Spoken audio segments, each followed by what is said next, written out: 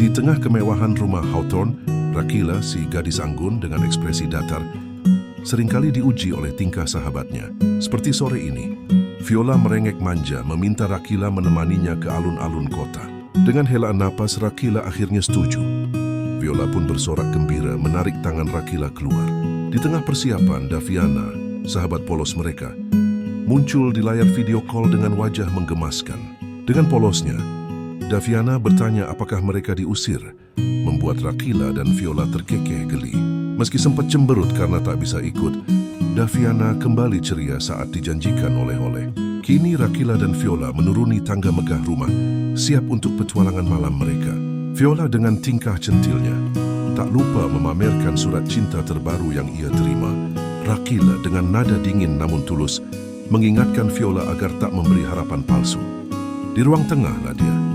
Ibu Rakila yang anggun menyambut mereka dengan senyum hangat. Rakila menunjukkan sisi hangatnya, berpamitan sopan pada sang ibu sebelum berangkat.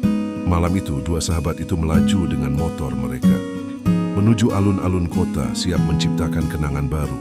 Di balik tatapan tajam Lucio tersimpan kisah yang tak terucap. Malam demi malam, ia merenungi masa lalu yang membelenggu. Dunia luar memanggil, namun hatinya masih terpaku pada bayangan lama. Sebuah panggilan, jawaban singkat, dan jarak tercipta. Setiap sentuhan masa lalu adalah luka yang belum sembuh. Rahangnya mengeras, menahan gejolak emosi yang terpendam.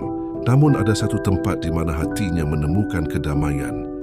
Di rumah bersama neneknya yang bijaksana. Senyum hangat yang jarang terlihat, terukir saat ia menyentuh tangan keriput penuh kasih sayang. Sisi lembut Lucio. Neneknya berbisik, "Jangan biarkan masa lalu merenggut masa depanmu, cucuku." Kata-kata itu menusuk, namun menenangkan. Sebuah pertanyaan sederhana membuka pintu harapan. "Bagaimana dengan rencanamu mengajar di sekolah?" Wajah Lucio berbinar. Dengan tekad baru ia mengangguk mantap. "Aku sudah mendaftar, Nek. Minggu depan aku akan memulai babak baru." Senyum bangga terukir di wajah neneknya.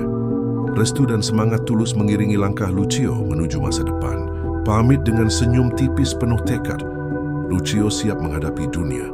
Masa lalu adalah pelajaran, bukan belenggu. Langkah tegapnya meninggalkan rumah, jaket terpasang. Setiap langkah adalah janji untuk dirinya sendiri, untuk maju. Melaju membelah jalanan, menuju pertemuan dengan sahabat. Lucio kini siap menulis kisah baru, bebas dari bayangan masa lalu. Di tengah hiruk pikuk taman kota, Lucio berjalan dengan tenang, ditemani sahabatnya Pandu yang tak henti berceloteh.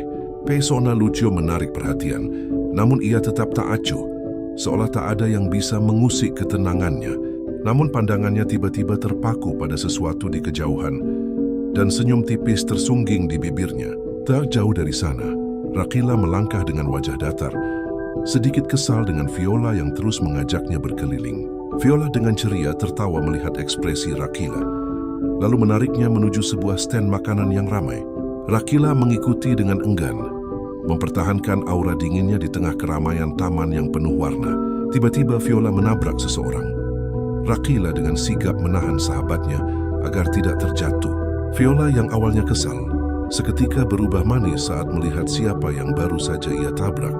Rakila mendengus lalu segera menarik tangan Viola, melanjutkan perjalanan tanpa menoleh ke belakang.